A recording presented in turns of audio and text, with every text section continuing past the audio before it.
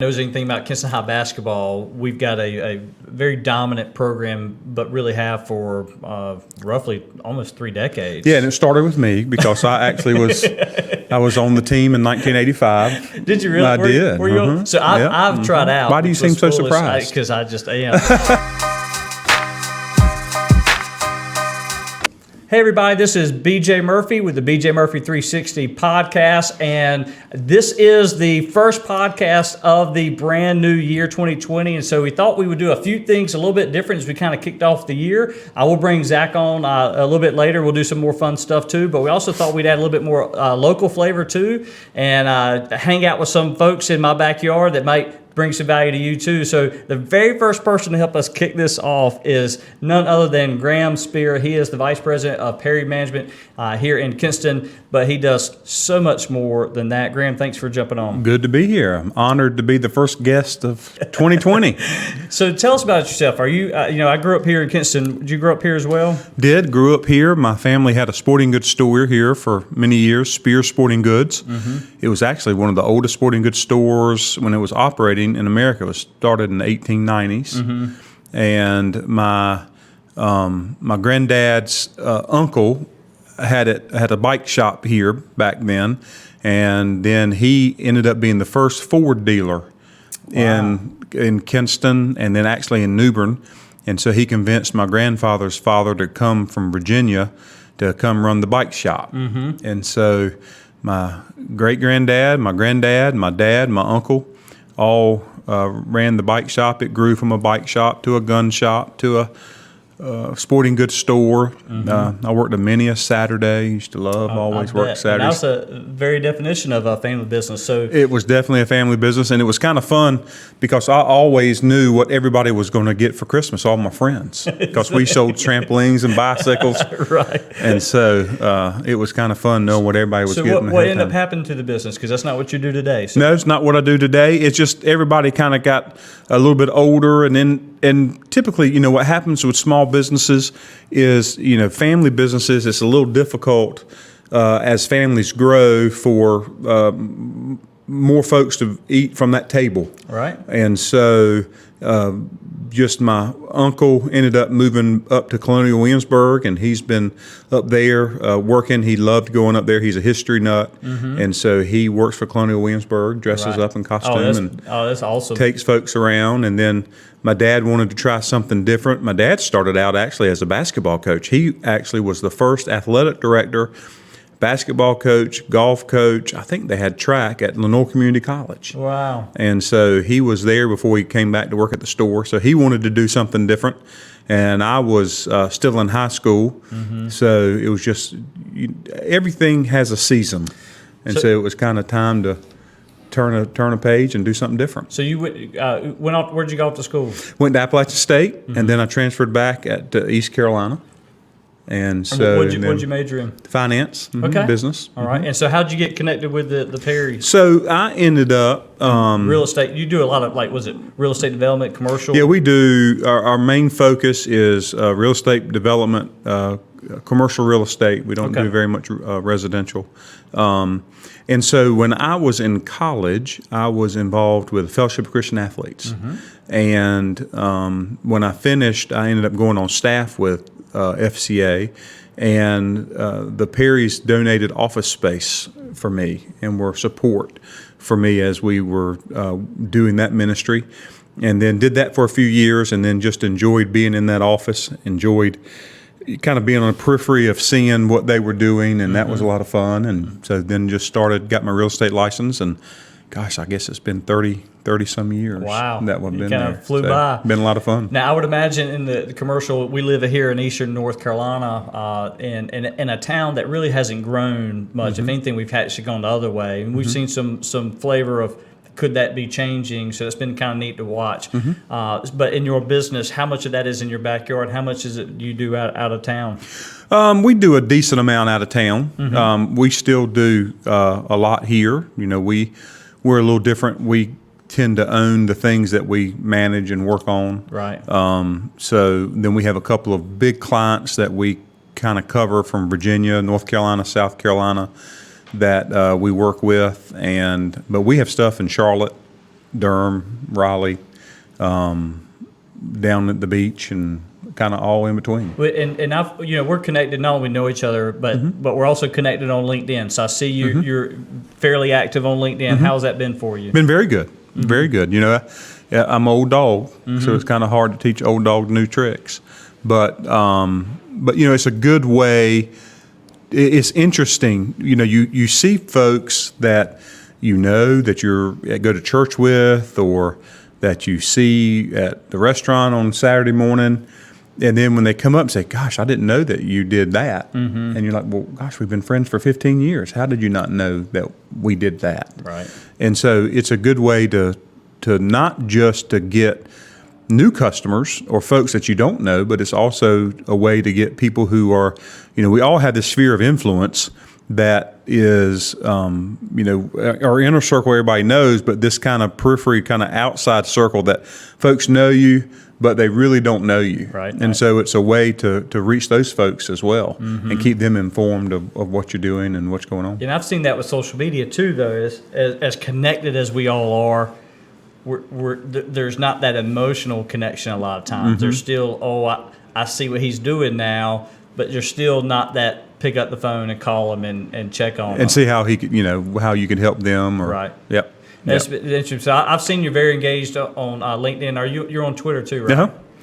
Yep. On Twitter, Facebook, Instagram. Hadn't gotten into Instagram as much. Just, but yes. I mean, and the goal for us on that is not as much advertising as it is just dispensing information. Right. Trying to hit topics like common area maintenance fees, and what does that mean? Well, you might never do that, but one time you're going to end up trying to lease a building or do something, and you're going to go, well, what does that mean?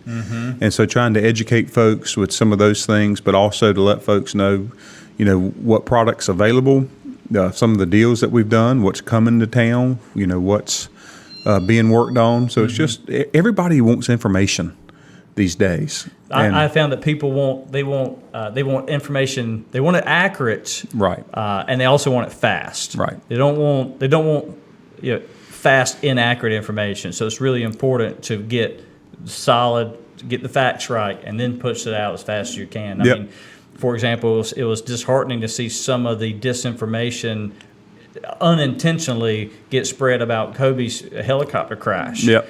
And just when I went to bed after watching the TV all day long, there was there were 5 people on board. The next morning I wake up, there was like 9 people, and I said, how did we get? It's just social media. So many people just wanted to be the first one to get some information out there. A lot of it was wrong. That's right. And you've got to be careful with what you put out, but also what you take in, and then between retweeting and all those types of things, then that just starts to compound on each other, and information gets out there that is incorrect. So there are pluses and minuses.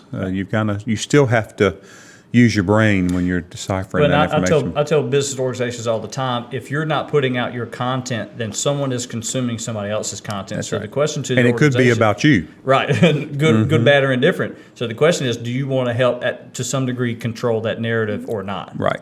And if you're going to be very passive, then you just have to assume that all of it's going to be good. But the truth is it's not. I had a conversation with a long-term healthcare company about a year ago, and they were like, we want to get our social game back up and going. We don't have a Facebook or anything. And I said, well, you kind of do already have a Facebook. And they said, what do you mean? And I went and just pulled up, I searched their company, and I pulled up just one of their facilities, and people were making comments, because if it's a location, then Facebook automatically creates, it's like a default page. It's not the official page, but there were comments and star reviews, and it wasn't that great because they weren't controlling the narrative. Right. So it's really important to help control that. Yep. Now, I know your faith is really important. You mentioned FCA, which is the Fellowship of Christian Athletes. That was pretty much your first job coming out of college. It was. And so tell me about your faith now. I know you've been really active in your church. Yeah,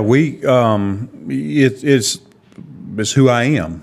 Micah 6:8 is our company's verse. It's kind of our mission statement, which is important to us, is to walk humbly with our Lord, to So it's important that that's a part of who we are. It's not something that we just do on the weekend, but it kind of penetrates everything that we do, how we deal with customers, how we deal with clients.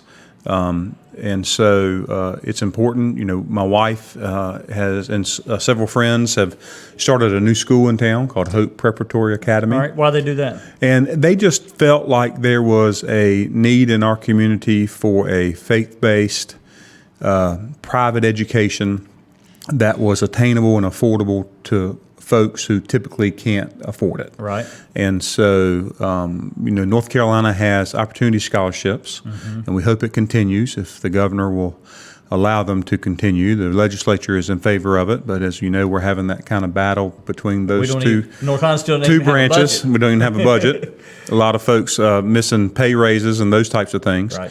But the opportunity scholarship gives folks that feel like they're caught in a education situation that they're stuck, and it gives them the ability to take the state money a lot less than what the state provides for them per student into a public school, but take some of that money and then use it to go to a private school. And so what we've done is we've created a school whose our goal is the majority of the population that we're trying to serve would be those who don't have even the extra money on top of that to go to a private school. And so we've gone out and raising funds to be able to do that. And then also it's the idea of a classical education, which is not used very much anymore, a liberal arts education. A lot of, in the younger ages, a lot of memorization, and then as you get older, then you have it in your brain, and so then you can then bring it back out and then understand how does that apply then to situations that I'm in. So How is that it's different pretty than, amazing. than most public school educations? Well, public school, classical is kind of it's the way that Aristotle and, you know, education has always been, but in the last 100 years, it's not as much. It's more specific education for just math and just reading.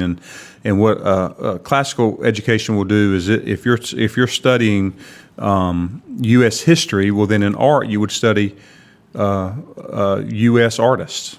And then in math, you would understand, well, how does math work with art, or how does art work with math? And it's kind of how does it all play in together and weave in together. I remember, if anybody knows anything about Kinston High basketball, we've got a very dominant program, but really have for roughly almost 3 decades. Yeah, and it started with me because I actually was on the team in 1985. Did you really? I did. Were you? So I've tried out. Why do you seem so surprised? Because I just I tried out and I didn't make it, but I had no chance. I did it just to be able to say, hey, I tried out for the Kinston High basketball team. So you played? I did. I played back when Charles Shackelford was a senior, and Tony Dawson, our starting five, got full rides. Wow. And I kind of broke the streak. I guess you don't hear that anymore. Yeah, that I played? Yeah, it's not talked about much. Five stars got scholarships like that. But let me tell you, all 5 got scholarships, and it was a lot of fun. My dad played for Paul Jones, was on one of the first Coach Paul Jones Teams, and they won a state championship. And then I played. We didn't win a state. We got beat by Robert Brickey's team in the semifinals of the state that year. But needless to say, I looked really good in warm-ups. Right. And I got in a decent amount of games because we blew a lot of people out. That's awesome. I tried out, and actually the reason I was thinking about arts and education, and I thought about Kinston High basketball is this point, but I also was the kind of the ball boy or the manager with Casey Oliver for Coach Jones this last season. And if you don't know Coach Jones, he was one of the all-time winningest coaches in high school history in North Carolina. But I remember when I tried out, he's gone on. He's been a commissioner and he's retired in education. But the high school coach then was Craig Hill. Yep. And I remember one day in the tryouts, he started talking about basketball as really geometry, and he talked about how the ball bounces off the backboard and how you're shooting a free throw, and it's all about your body position and angles and stuff. And I just thought that was an interesting way to teach how basketball really works. Yep. Well, Craig was my JV coach, so I blame him that my varsity career wasn't as good because he didn't coach me very well. He didn't coach me up good enough. So it's all Craig's fault that I wasn't, the percentages or the thing they were talking about with 1 out of 6 varsity Kinston High School players make it to the NBA. You know, it could have been 2 out of 6, but Craig didn't coach me up well enough. Well, so we'll just blame it's that his on fault. him. And speaking of NBA, by the time you get this, it'll be a little bit later. But last night we learned that Brandon Ingram, who's from Kinston High graduate, we watched him make his decision to go to Duke here. And he was a one and done at Duke, and what was he, number 2 or 3 overall? Number 2 draft pick. I mean, just amazing amount of talent in this very tall, lanky young man. But he has shown amazing grit, determination. All-star, made an all-star as of this. I've got a great Brandon Ingram story. My son a year and a half ago got married out in California. Met his wife at Baylor, where he graduated from, but she was from Los Angeles, and so we went in March. Went to the wedding, and we were all set up. Brandon and his dad had got us tickets to a LA game, to a Lakers game, and it was very exciting. And while we were there, Jimbo Perry, who I work with, was on a bus from the airport, and I think there was an article about this, but on a bus to go get a rental car, and met a couple from Chicago, and they had a Lakers jersey on. He started talking to them, and come to find out that she was battling breast cancer, and they were coming out to celebrate her last chemo, and they were actually Brandon Ingram fans. So we called Donald, we called Brandon's dad. Right, I saw him today at lunch. Yeah, and mentioned it to him. He said, well, tell them to come down. And so they introduced them to Magic Johnson, and Brandon said hey to him. And it was just a neat way to how the Lord used a special situation and Brandon's a willingness to talk to somebody, and it made their day, and it was a lot of fun. So and that's great. And in our community, you said 1 out of 6. I mean, Charles Shackford, we could name a bunch of names, Jerry Stackhouse and Reggie Bullock and Brandon Ingram. What I have found in the community, though, is that the kids see these guys do something with their lives and achieve an incredible, almost insurmountable goal, making it all the way to the National Basketball Association. And it gives a lot of kids in our backyard a tremendous amount of hope, someone to look up to. And that's one thing that's been really neat to watch over the years. Yeah, and so what we're trying to do at Hope Prep is we're trying to say, hey, not everybody can be an NBA star, but we all have God-given gifts and talents that we just need to develop. And so we are trying to create a educational atmosphere where these kids can come in and have those same goals. They might not be an NBA All-Star, but they could be a CEO of some Fortune 500 company one day. Absolutely. Or they could be a pastor, or they could start a newspaper, online newspaper in their hometown. Yep. I mean, there's all kinds of things they could do. Well, and as we close, if you could, if Graham, you're what, 52, you said? Just 52. So if you could tell 22-year-old Graham, you just got out of college, you got this great idea about helping the FCA. If you could tell at 22 Graham Spear, what kind of advice would you give him? Ooh, that would be interesting. I think the most important advice that I would say is that time is short. Don't always think that I can do that tomorrow. And we're not promised tomorrow. So spiritually, it's important to understand, if something were to happen to me today, do I know where I'm headed? And to seriously ask that question and seek God's guidance on where that is. My wife and I just celebrated 26 years of marriage. And my family history growing up was my mom and dad both, they liked weddings. And so they both had several of them. Oh, wow. And so I didn't have, a real example of what a true marriage would look like. But when I became accepted Christ as my Lord and Savior, I can look over 26 years of marriage and understand only through the power of the Holy Spirit have we been able to hopefully glorify Him in our marriage. But I love my wife more today than I've ever loved her in my life. Right. And I wish I could say it's because I'm a good guy, and it's not. It's because Jesus works through me. And so understanding that at a young age, I tell my son that, every day, even when times are good, leaning on the Lord in those areas. But then secondly, to understand too, I read a quote in a book I'm reading right now the other day that said, you're either green or growing, or you're ripe and rotting. And so never feel like you've arrived. Always realize that every day, seize the day, to always try to grow every day, learn something new, and never be satisfied. Not in a way of trying to get more money, a fancier car, or a bigger house, but even in your spiritual, life, never be satisfied thinking that God's taught you everything you need to be taught. Right. But always know that there's something else out there to learn, and surround yourself with folks that have your best interests at heart that you can learn from. Right. Couldn't said it better myself. Graham, thank you for being Glad on to be today. There's a lot. Hopefully, there's a lot you pulled out. There certainly was a lot I pulled out of it, and we'll have this posted soon. But some of that I can tell that some people get a lot out of that. I would encourage you to write some of that down in a journal and apply that to your life today. Graham, thanks for Yes, coming sir. on. Appreciate Thank you, it. All right, BJ. y'all have a great day. Make sure you follow Graham on LinkedIn, Twitter, Instagram, maybe, and Facebook. Y'all take care. Have a great day.